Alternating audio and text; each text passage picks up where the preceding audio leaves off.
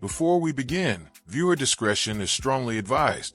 The following is for educational and entertainment purposes only. This is the verbatim federal courtroom testimony of the Sean Diddy Combs trial, as reported by Inner City Press. The whispers became thunder the morning Sean Jay-Z Carter walked into federal court. For months, fans, bloggers, and blue-check pundits had argued over rumors that put hip-hop's first billionaire uncomfortably close to Sean Diddy Combs' crumbling empire. Headlines screamed of freak-off soirees, exclusive nights where masks replaced faces, and consent felt negotiable. Yet talk is cheap until someone swears an oath. When Jay-Z strode past the metal detector in a midnight navy suit sharper than glass, the building itself seemed to tense, as if marble pillars could hold their breath. Phones stopped buzzing. Reporters forgot their pre-written leads. One harsh fact hovered in the stale hallway air. Whatever Carter said on that stand would echo far beyond these walls. Inside, the gallery resembled a collision of two worlds, legal austerity colliding with celebrity spectacle. Veteran prosecutors clenched yellow pads, prepared to dismantle impossibly famous witnesses. Entertainment journalists adjusted designer scarves, secretly hoping for a sound bite that would detonate on social media. Diddy sat at the defendant's table, appearing carved from granite, his usual swagger replaced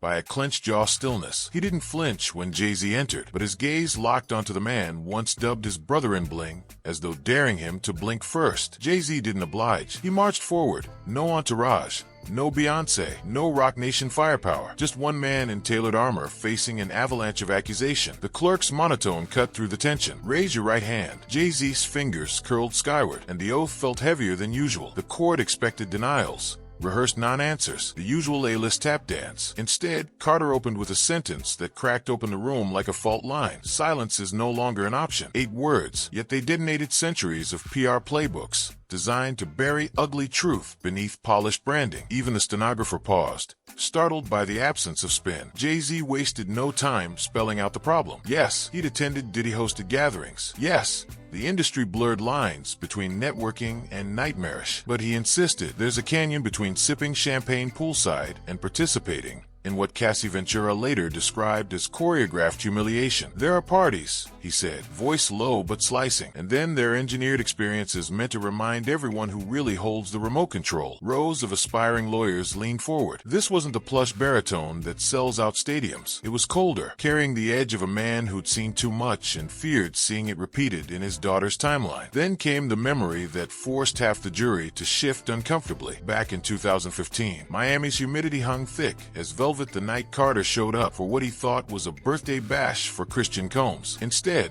he found confiscated phones, NDAs on silver trays, and a man wearing nothing but red stilettos and a latex hood. Laughter echoed, but fear clung to the masked stranger's posture. I left early, Jay-Z stated, because I refused to let my name write a check my conscience couldn't cash. Lawyers at Diddy's table shuffled papers, suddenly unsure whether their witness had become their saboteur. Prosecutors unveiled a blurry, yet authenticated photograph next. Jay-Z, Diddy, LeBron James, and Beyonce, flanking the kneeling masked figure on a velvet cushion. Tabloid gold. Carter regarded the image, jaw tight. I was told it was performance art, he explained, refusing to let his pulse betray him. I didn't laugh. I didn't stay. He turned toward Diddy. You knew people trusted you, and you weaponized it. The defendant's pen froze mid-scribble. Somewhere in row 3, a blogger whispered, shocking, loud enough for the bailiff to hush her. Jay-Z continued, reciting a 2018 phone call almost every gossip site had hinted at but never confirmed. Diddy, voice laced with panic, warned him, they're coming. Be careful who you stand next to. Carter had pushed, asking, bro, did you cross a line no brand can clean? The answer, it's just experiences. Nobody gets hurt unless they want to, rang now like a confession masked as bravado. The jury couldn't hide their reactions. Gasps, narrowed eyes.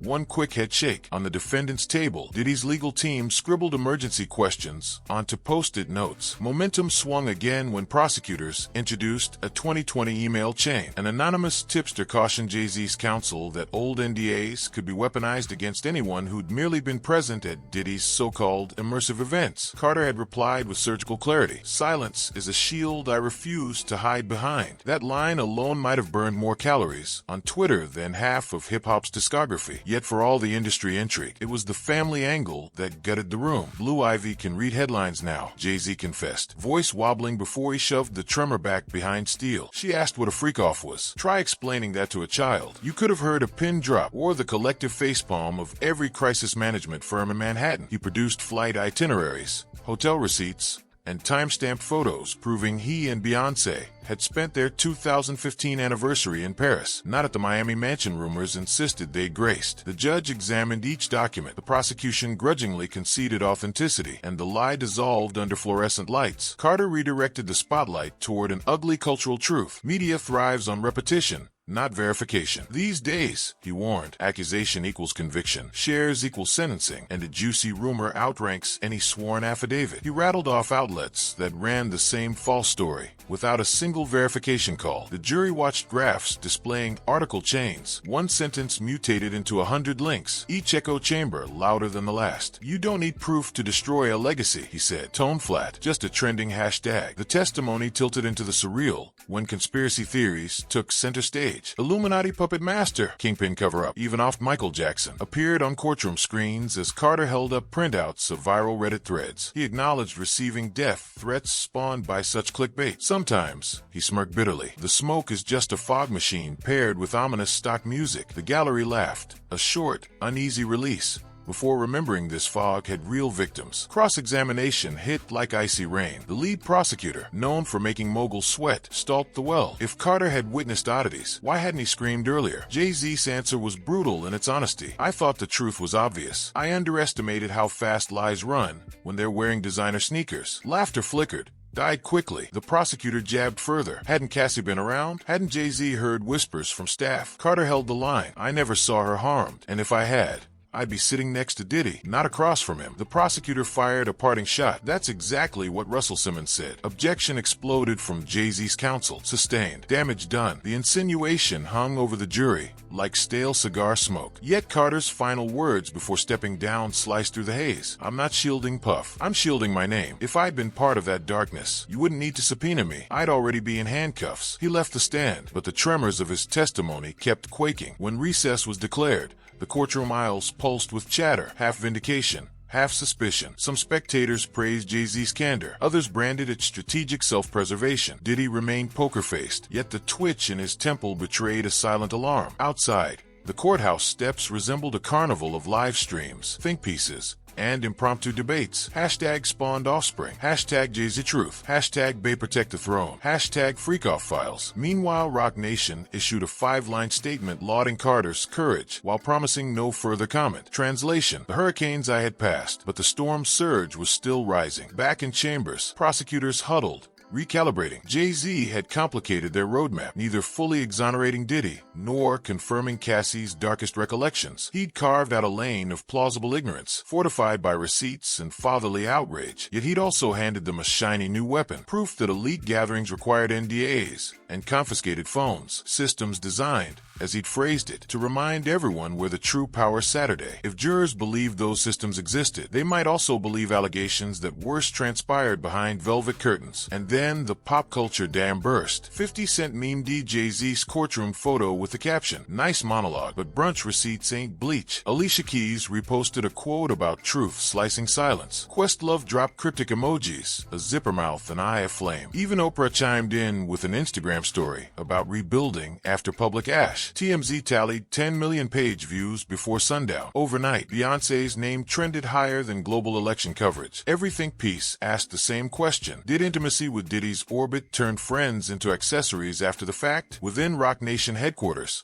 silence reigned. Communications staff parsed focus group data, weighing whether a second statement, defending Carter more aggressively, would come off as noble or nervous. Beyoncé's publicist Gloria Anderson fielded reporters with one icy phrase: "Mrs. Carter will not be commenting." The less said, the safer the hive. Yet gossip doesn't hibernate. Reddit sleuths cross-reference party guest lists, flight logs, and paparazzi shots, like amateur detectives on a sugar rush. TikTok creators built split-screen deep dives, syncing Jay-Z's lyrics with alleged timelines, implying hidden confessions disguised as rap bars. One influencer, Handle a True Decoder, racked up 4 million views, dissecting a verse from 444, claiming it cryptically acknowledged the Miami incident. Carter's digital team flagged the video, but the algorithm had already catapulted it into mainstream timelines. Amid the frenzy, a quieter storyline simmered: systemic amnesia. How many other titans witnessed just enough weirdness to feel uneasy, yet not enough to risk speaking up? Jay-Z's testimony implied an industry culture where suspicion thrives, but accountability starves. If the prosecution sharpened that narrative, jurors might conclude Diddy weaponized a fraternity of willful blindness. Back in court the next morning, the prosecution introduced an unexpected witness, a former bad boy intern from 2014, her voice trembling as she recalled confiscating phones and escorting VIP talent into curtained lounges. She never saw outright wrongdoing, she admitted, but the power imbalance felt off. Defense counsel pounced. "So you witnessed nothing criminal?" She agreed, but the damage lay in mood, not proof. An ambience of intimidation, a sense that refusal carried consequences. Jurors scribbled notes, every anecdote stitched another patch onto a quilt of uncertainty. Diddy's attorneys launched their counterstrike, seeking to exploit Carter's ambiguity. They argued Jay-Z's blockbuster entrance showed more showmanship than substance, an exposed performance aimed at salvaging his own brand. They reminded jurors no witness had placed Carter inside the infamous private lounges. If anything, his testimony undercut claims that celebrities gleefully joined Diddy's alleged debauchery. But the prosecution pivoted to a different thesis. It was never about what Jay-Z did in those rooms. It was that he recognized the machinery humming beneath the surface. Systems designed, they repeated, echoing Carter's own phrasing. If a mogul of Jay-Z's stature felt compelled to exit early, what horrors unfolded after he left? As gavel strikes signaled another adjournment, even seasoned court reporters admitted the case had morphed into something larger than Combs versus Ventura. It was morphing into a referendum on the blurred boundary between nightlife decadence and calculated exploitation,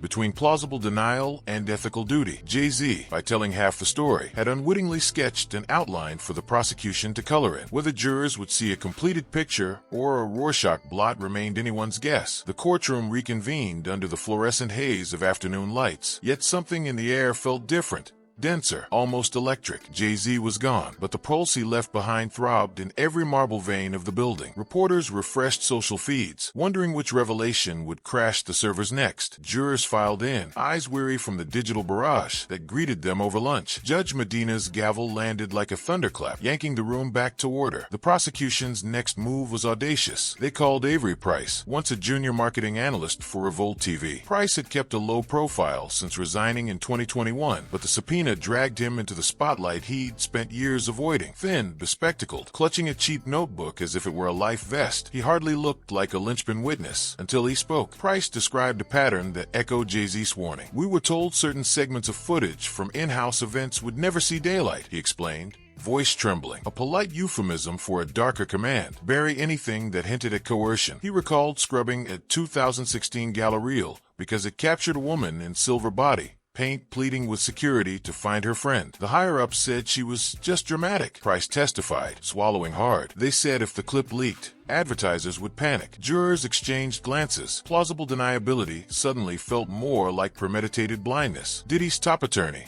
Reynard Cole, a courtroom tactician renowned for puncturing credibility with surgical precision, rose. He zeroed in on Price's resignation letter. "You left because of burnout and a pay dispute, correct?" Price admitted yes. Cole pounced, and a disgruntled former employee has an incentive to embellish. Price's cheeks reddened. Cole leaned closer. "Did you personally see Mr. Combs threaten that woman?" "Hear him." Price stammered that he only saw her distressed. Cole pivoted. "So your entire testimony hinges on an interpretation of fear." The defense's tone dripped disdain. For a moment, the wind seemed to leave the prosecution's sails, but prosecutors had a rebuttal no one saw coming. A chain of internal emails in which Revolt executives labeled certain footage, red zone, destroy after edit. One message attached a screen grab matching Price's description. The thread concluded with a blunt directive: if ad sponsors ask, it was performance art. Gasps rippled. Cole objected. He claimed context was missing, but the damage was done. Red zone became the new freak-off, a phrase so sinister it practically advertised guilt. Across the aisle, Cassie Ventura studied every syllable, her poker face slowly cracking at the edges. She had already testified, but Jay-Z's words seemed to pry open memories she tried to compartmentalize. That night Cassie left the stand. Her attorneys filed a supplemental statement. An itemized chronology of NDAs participants had signed at Diddy's events. The list included stage managers, chauffeurs, even personal chefs. What spooked everyone was not the signatures, but the penalty clauses, 7-figure fines for disclosure. In legal shorthand, they read like gag orders disguised as mutual non-disparagement. Judge Medina permitted the jury to review sanitized excerpts the next morning. One clause allowed unilateral escalation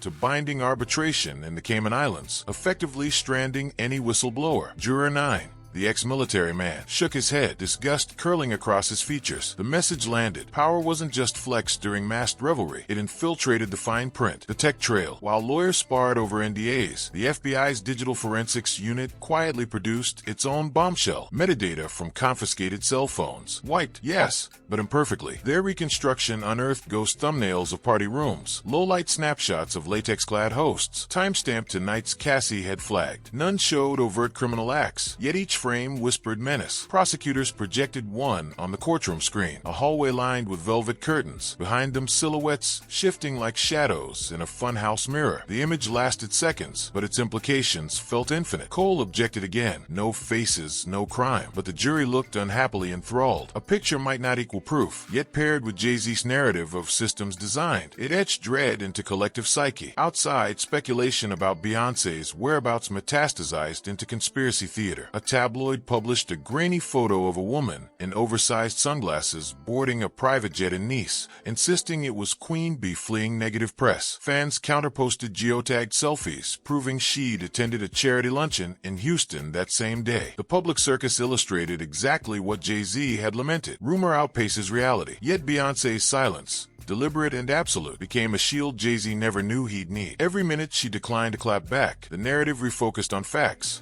flight records, security logs, rather than gossip. When her publicist finally released a single-sentence statement, Mrs. Carter trusts the judicial process to sort truth from fiction. It read like a mic drop. Day 12 introduced a wild-card witness, music producer Quincy Q-Note Barnes, famous for disco ball sneakers and an ego to match. Formerly close to both moguls, he ghosted Diddy in 2022 after what he critically called a vibe that turned venomous. Defense tried to block him, claiming relevance issues, but the judge allowed limited testimony. Q-Note took his seat, wearing a leopard print blazer, radiating showmanship, yet his voice lowered to a hush when he spoke of a 2019 yacht party off Ibiza. Phones in sealed pouches, wristbands color-coded by access level, he recounted. Access to what? The prosecutor prodded. He hesitated, then whispered. To people. The room tingled with horror. Defense objected speculation, but jurors leaned in, enthralled. Q-Note described seeing a celebrity, initials orange marker redacted by court order, exit a below-deck lounge appearing dazed, escorted by security. She kept mumbling something about not signing up for this. He admitted he could not confirm wrongdoing, but the atmosphere reeked of fear, not fun. When asked why he hadn't spoken sooner, he echoed Jay-Z's words, because if you shout into a hurricane of clout, your voice snaps. His theatrics aside, the metaphor hit home. Trials often hinge on one moment jurors never forget. Here, it arrived when prosecutors played a voicemail dated January 2020. Diddy leaving an urgent message for a then unidentified associate. The recording, authenticated by lab analysis, crackled with tension. They think they can corner me, cause of some masked theatrics. Nobody got forced, man. Nobody. But if they talk, make sure they remember the contracts. We paid for silence. They better honor it. Cole argued the clip was out-of-context bravado, yet perception proved lethal, combined with Jay-Z's testimony that Diddy had bragged. Nobody gets hurt unless they want to. The voicemail became a grim refrain, power disguised as confidence, laced with threat. Sensing momentum slipping, Cole tried to flip the script, petitioning to treat Jay-Z as a hostile witness for further questioning. He claimed new evidence, a 2017 email from Roc Nation staff offering to co-host a charity gala at Diddy's Miami mansion. Cole insinuated the email proved Jay-Z was more entwined with Diddy's social circle than he admitted. On cross-examination, Jay-Z clarified the event never materialized. Roc Nation pulled out after logistical disagreements. Cole smirked, hinting the disagreement might have been price, not principle. The jury watched Jay-Z's jaw tighten, but he stayed calm. Sometimes, he said, the highest price you pay is proximity. That single sentence cut two ways, either a noble stand or post-scandal sanitizing. Which interpretation stuck depended on whichever narrative each juror had already begun writing in his or her head. In a move fraught with risk, prosecutors recalled Cassie Ventura for a brief, highly restricted session to authenticate the red zone email thread, nothing more. But seeing her again reminded jurors that spreadsheets and voicemails weren't abstractions. They affected flesh and blood people. Her voice shook, describing how NDAs mutated from routine paperwork into shackles. There's a difference between privacy and prison, she said quietly. Defense didn't dare cross-examine, aware that any aggressive posture could backfire harder than a boomerang in a closet. They saved their energy for closing arguments, where perception, not interrogation, would decide the final mood. The prosecution began by projecting a single sentence from Jay-Z's testimony across a giant screen.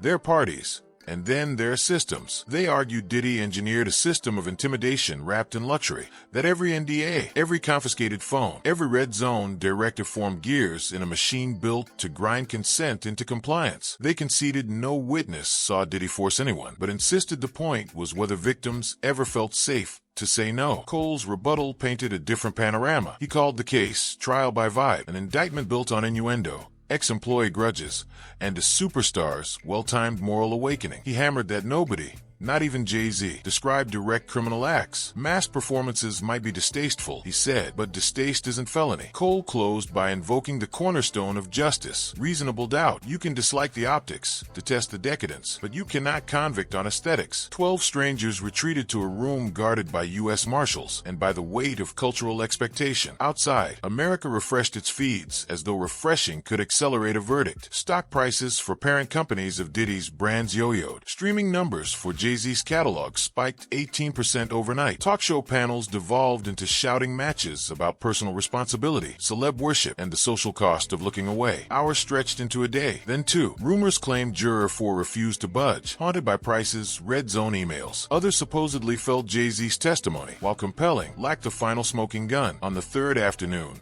a note emerged. We have reached a partial verdict. Anxiety throttled the building. The note, however, requested additional instructions on conspiracy law, a sign they were weighing systemic culpability, not just isolated acts. When the jury returned at 5:47 p.m. on day 16, silence draped the gallery like blackout curtains. Diddy stared straight ahead. Cassie clasped a turquoise pendant. Jay-Z, sitting behind defense counsel as an invited observer, folded his hands. Judge Medina read, on the most severe charge, criminal conspiracy to facilitate non-consensual acts, not guilty. The room exhaled. On multiple lesser counts tied to unlawful intimidation via NDAs, guilty. Gasps. Diddy's jaw clenched. His empire could survive fines, maybe, but the stain was permanent. Reporters raced for exits to blast headlines. Yet Medina wasn't finished. She scheduled a restitution hearing and warned civil suits would likely follow. Diddy's grimace hinted he understood. Acquittal on the biggest charge wouldn't silence the echo of guilty verdicts on exploitation. Outside, reaction spanned elation to rage. Some called it partial justice. Others labeled it a slap on the wrist. Jay-Z issued a terse statement. The jury has spoken. I stand by truth and transparency. Beyoncé posted one line on Instagram. Protect black women. Believe real evidence. 8 million likes in 4 hours. Cassie Ventura signed a memoir deal within days, donating a portion to survivor advocacy nonprofits. Avery Price launched a consulting firm advising media companies on ethical archive management. Red Zone became a trending term for hidden corporate rot. For Jay-Z, legacy remained a tightrope. Streaming spiked, but think pieces probed whether he'd done enough soon enough. In an interview months later, he admitted regret. I should have sounded alarms the first night something felt off, he said. Yet he doubled down on his courtroom stance. Silence ain't an option. That phrase morphed into a hashtag for artists pledging to break ranks when power masquerades as creativity. Within the music industry, NDAs started including explicit exceptions for abuse claims. PR agencies rewrote crisis manuals, now referencing the Carter precedents. The moment reputation triaged before loyalty. Even streaming giants revised event policies. No phones still allowed, but third-party safeguarding of digital vaults to prevent memory hole tactics. Universities teaching entertainment law dissected the case in seminars titled Clout versus Consent. For years, scholars debated whether the verdict's split decision was moral compromise or cautious justice. Meanwhile, those once comfortable lounging in VIP shadows began wondering who might step forward next with receipts. A chill swept through Hollywood mansions and Hamptons estates. The era of plausible deniability had a pulse, but it now beat under fluorescent cross-examination. One autumn evening, a veteran journalist asked him, what was it like walking into that courtroom alone? Carter paused, eyes tracing a skyline turned amber by sunset, like stepping on stage with no mic, no beat, just the raw echo of everything you've ever stood for. He added softer, it's one thing to build an empire, it's another to keep it clean. Whether history crowns him hero, opportunist, or something in between, one truth remains. The man once hailed as Avery wrote the playbook in a room where lyrics held no power, only memory. In doing so, he forced an industry, a culture, maybe even himself, to confront the shadows cast by very bright lights.